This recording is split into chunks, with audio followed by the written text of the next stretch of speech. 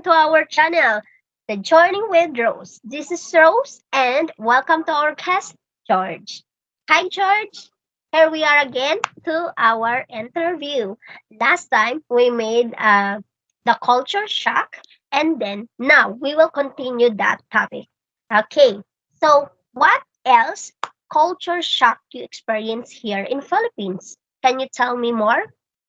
So the first one, guys, take note. This is an important one for you. The women are feminine. Femininity should be the most simple thing for a woman to manage. It's in her nature. But it's true that this is not always the case, especially with some women from the West. And this is a shock for me because it's such a simple thing, but in Western culture, it has decreased and we've become like numb to it. We've actually forgotten what it looks like. And yeah, this is again another positive culture shock.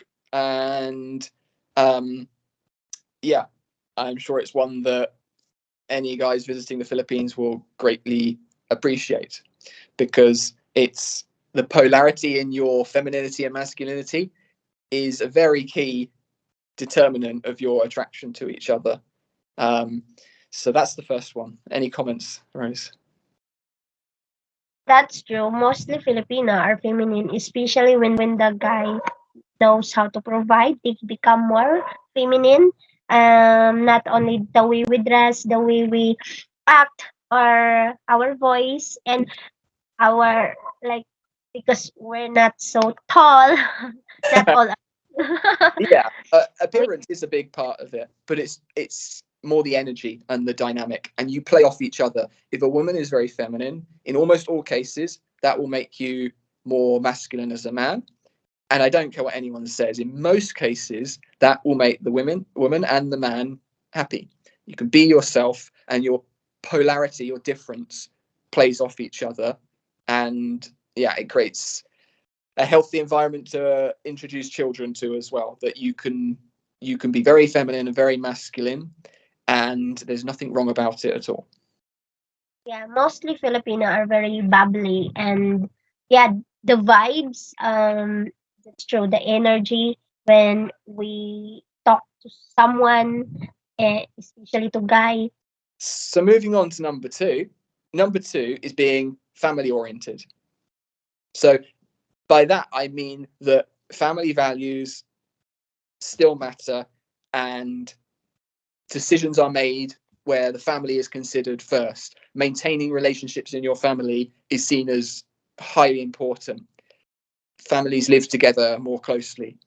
And I think this creates the feeling of being part of the tribe, which has been shown by many people. I think there's some famous authors, Sebastian Junger, for example, in his book Tribe, that we are tribal animals, and being part of a tribe, like a deep team, is incredibly important for our happiness and satisfaction in life. And it's also a great environment in which to bring children into and to pass on those values of its importance. Here, very family oriented. There are also Filipino, even 30 years old, they're still in their family, living like dependent. Yeah, family here is very important for us. We dream big because of our family. Yeah, and a big part of this is when you're spending time with family, you're not meeting new friends or friends of friends who you're trying to impress. Maybe you're trying to show off your finances or show off, I don't know, your sporting ability, and it's all a bit superficial. Whereas in most family environments, yeah, we all have disagreements, but you can quite often feel you can be yourself. But I think we should move on to the more interesting ones, the ones everyone's clicked for. And the next one, number three today, let's get down to it, is toilets and washrooms. Yeah. So they are going to vary a lot in the Philippines, particularly if you're in a city, they can be very similar to Western. But if you take the average one, or you take one from a province, this situation, this setup is going to be very different. And The big part of this is what Westerners we call plumbing. There's no real system that it all runs in. So the water can be collected in all sorts of ways, sometimes from a well, but it's a bucket of water and you are scooping it out and you are using that, whether you're washing, whether you're flushing the toilet, and it's a lot more simple. It can still work perfectly, still be very hygienic. It's just very different for Westerners. And because it's part of your day, every day, multiple times, it stares you in the face. And this goes for all culture shocks. You will get used to it no matter what it is to some degree. So things like this can seem like a massive problem at the start, but you'll realize after a few days, oh, this is not so bad. Oh, I'm learning how this works. But what about you, Rose? From your perspective, how does it feel as welcoming a Westerner? We're not contented using tissue only. We like with water. And so that's why we have bucket on our bathroom or toilet. And we call it tabo. Yeah. Like a bucket, isn't it? Yeah, Yeah, bucket. yeah. So me, coming from a cold country, I'm also shocked at the idea that the water is just cold water. Because if you did that in a Western country, like had a shower with cold water, like you're gonna freeze. You can maybe do it once if you've been told you have to, but in the Philippines, because it's so hot everywhere, it doesn't really matter that it's cold water, and if anything, it helps you in the heat. But yeah, no, it's a bit different. Let's just say it's different to us Westerners, but I think Western bathrooms can be overly complex as well. So I don't think there's a right or wrong answer there, and you will get used to it. Okay, next one. You will have, particularly if you're in a province area, you will have dogs and other animals, everything from cows and horses down to insects. You will have them everywhere. And your Western brain, particularly with the dogs, will be saying, oh, we need to phone the police. They need to round these dogs up and take them away. But it's not how it works there. It's part of life. Um, yeah, obviously with the dogs, they can harm you, but in almost all cases, they are not going to approach and attack you. But it adds to what I would call the general chaos and noise of the Philippines, and it kind of makes your senses very alert. Everything's moving, everything's making a noise. There's probably some smells and all the other senses as well. But for you, Rose, that's normal.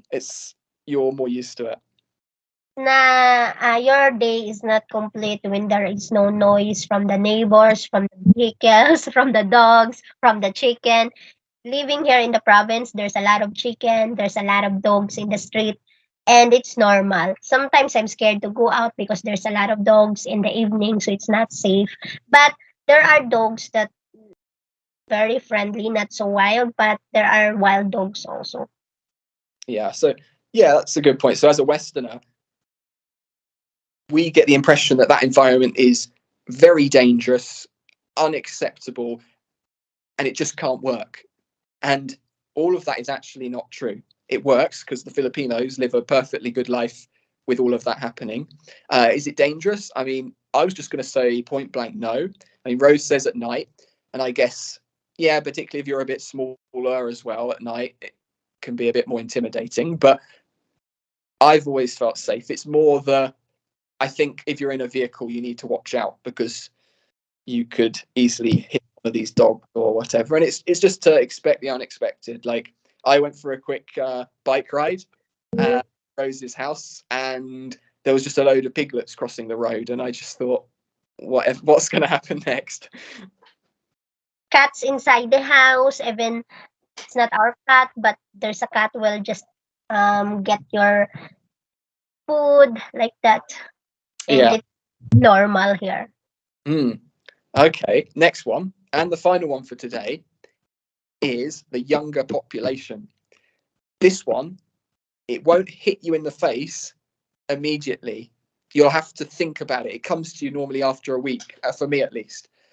Western countries, we don't realize how unusual our population like average age, like shape of our population curve is, I would suggest that it's never existed in human history. There's never been so many old people. And again, if you go back 50, 100 years in America or the UK or Europe, you will find that being 25 is quite an old person. Being 30, you're one of the older people.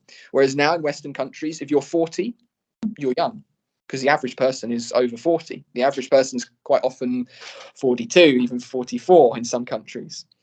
Then you go to the Philippines, and I don't know the average age. I should have looked it up before I came, but let's just say it's probably quite close to 20, the average age. And if that's the average, if that's the median, it's suggesting that half of the people are under 20 and half of them are over. And you notice it. There's so many little people around. And while obviously there can be little people who are less fortunate and that can be sad, we can help them a little bit. But it's young people have a lot of enthusiasm for life. Vitality is the word I use. And it's very cool for me, coming from a country where, I mean, old people are great as well. You need both for a society to work. But it can be refreshing from a Westerner. Yeah, maybe you're my sort of age or a bit younger, like you're in your 20s, early 30s. And yeah, you already at that age have some wisdom, some teachings. You can help younger people. And in the Philippines, there's so many more of those younger people to benefit from it. So it's a refreshing thing for me. Yeah, we have a big population here. Every day there's a newborn. So that's why there's a lot of kids. Street, uh, have kids, every neighbors. Mhm. Yeah, kids are everywhere here.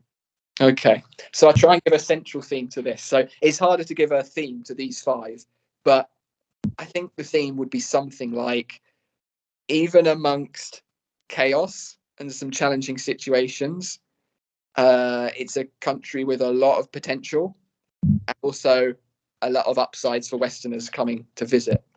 So it might be something like, don't judge Philippines on your first impression, the culture shock. Let the Philippines come to you. Let the Philippines show its real cards and colors to you. Mm. Yeah, I like that. Okay, well that's it. I've probably got a few more culture shocks, but that's all we're going to share today. So thank you as always. I'm the only guest normally on this channel, but I'm very glad if I help just one person. So thank you, Rose. Thank you for your culture shocks. Thank you for sharing that.